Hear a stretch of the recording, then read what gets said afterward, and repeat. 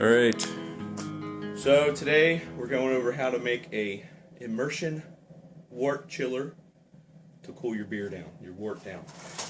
What you will need, and you can get this all at the Home Depot or your local home supply store, 3/8 outside diameter copper tubing by 50 foot,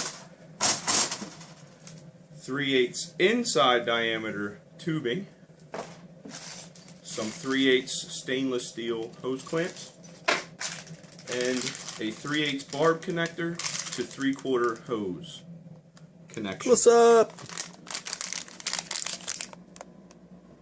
Oh. And I use, for my tubing, a tubing bender. Rather pricey. You may not have access to one, but that's what I use. Otherwise, just bend your tight 90s very, very slowly.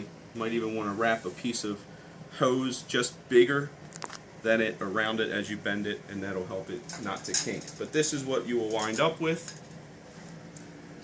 when we're all said and done. So what you'll want to have also is a keg. Make sure the keg fits inside of your boil kettle. If not, you'll have to use something else to roll your copper out. But we'll show you how to roll the copper out around this later. So a Cornelius keg, or this is actually a real beer keg, but they're both about the same size, so you can use that to roll the copper up.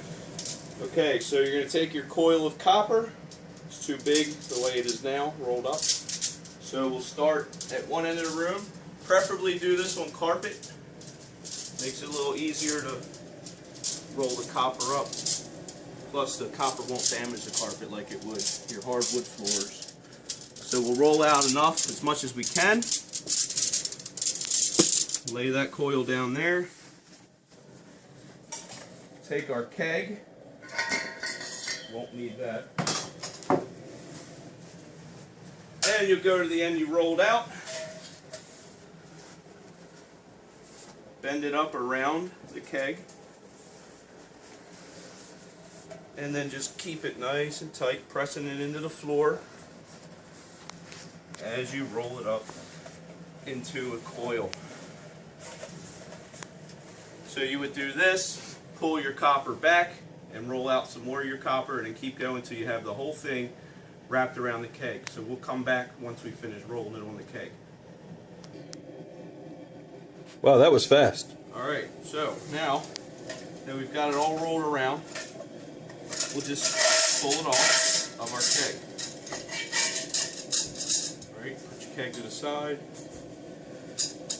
And what you're going to do, if you have a pool table, this comes in really handy. You're going to roll back some of the ends. Just kind of straighten it out. Of course, one you'll straighten out more than the other because you're going to come up on the inside with one of the tubes.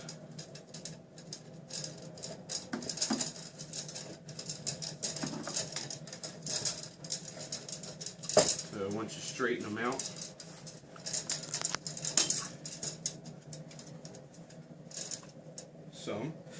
then you're going to want to figure out how deep your brew kettle is. Your kettle, and then you'll be able to figure out where you're going to put your bends, because this one will have to bend up on the inside, and this one of course will just bend up and out. Alright, but as you can see, the one from the bottom bends on to the inside and then through and out. So I'm going to go get a pot so that we can measure the bend, and then we'll come back and we'll get the bender out and start bending the pipe. Alright, so now for the bending of the copper. I measured my brew pot, and I figured out that I need about 24 inches is where my bend is going to be. So I have a tape measure here. I'm measuring back 24 inches. That's where I unrolled it to on the coil. And the bender here that is falling apart. It's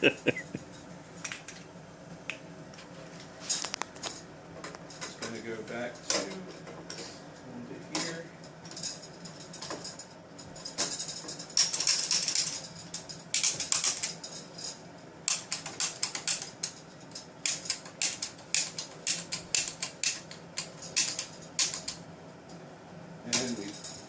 vented. Take that off. I mean, one option is you could run this on the outside, but I don't think it looks as cool. So when I'm brewing, I like to look cool and drink the beers. But it's, make sure you don't kink the pipes when you work this in. You want to go real slow, kind of bend as little as possible as you work it up to the inside. Right. A kink will stop your water from flowing.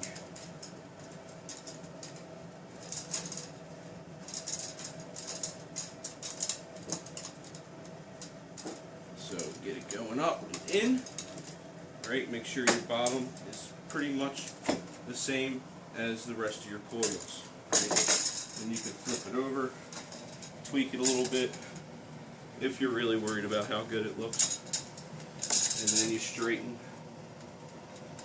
this up here. Loosen up the coil. Slinky! Doesn't go down the steps very well, especially once you get these sticking out. And then of course we're going to want to bend our second bend here.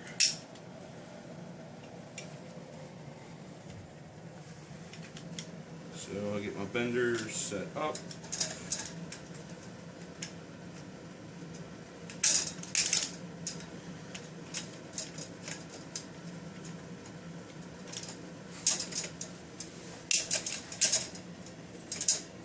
Maybe. Should have had that high spirit.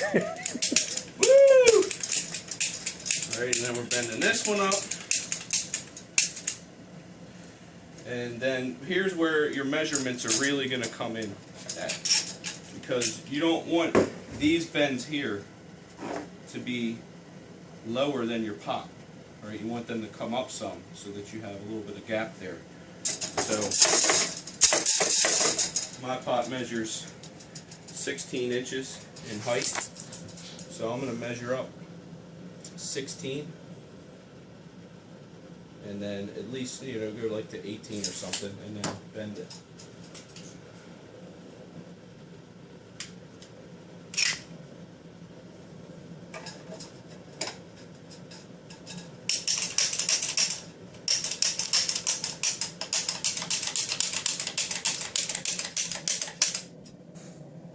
So what we'll do, since we were tight like this, we'll want to start kind of fan these out some.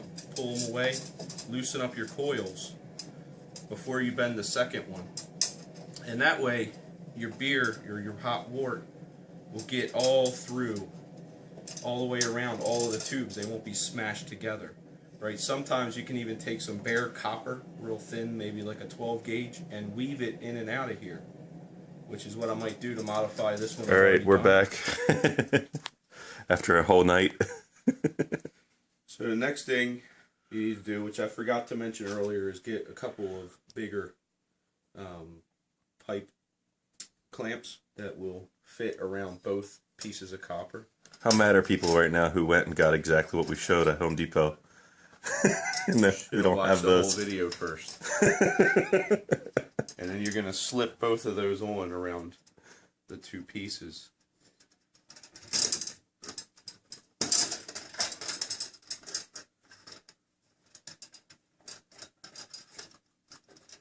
And they're made of lead, right? They'd be stainless steel. Don't use anything like regular steel or galvanized because it'll be electrolysis and eat through your copper. So we'll put those on and then tighten them down. Don't go too tight to where you pinch the copper together. You're just going to tighten it enough to hold it in place so it's a little more sturdy.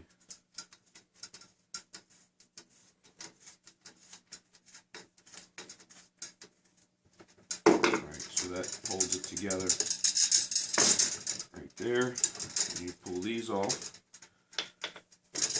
And you take your 20-foot, I've cut these already, but take your 20-foot piece of hose and cut them to whatever length you need. You know, if you're trying to reach from your sink to your stove, you know, you might need them longer, so take that into account before you cut pieces here. So do you bend this to match yet?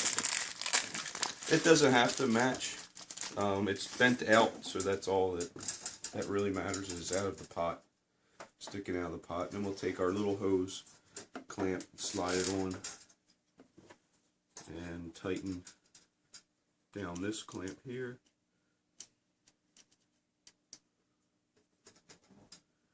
Any tips for? And a nut driver works better for these. But I just grabbed the first thing I could this morning. Just want it tightened enough that it's not going to slip off on you and start dumping water all over the floor. All right, now you put your second one on just the same way. Hey, he made it in the pocket.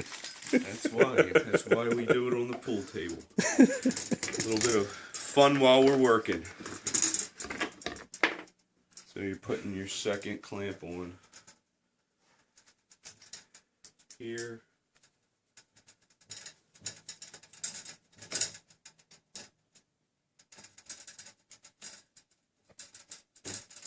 And then what we're going to do is grab our swivel hose barb adapter. Extreme close up. 3/4 to 3/8. Pull that out of our package.